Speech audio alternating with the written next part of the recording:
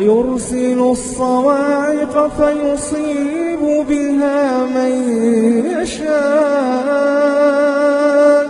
وهم يجادلون في الله وهو شديد المحال.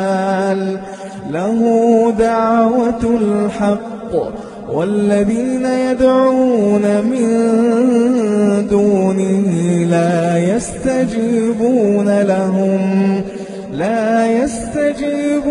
لهم بشيء إلا كباسط كفيه إلى الماء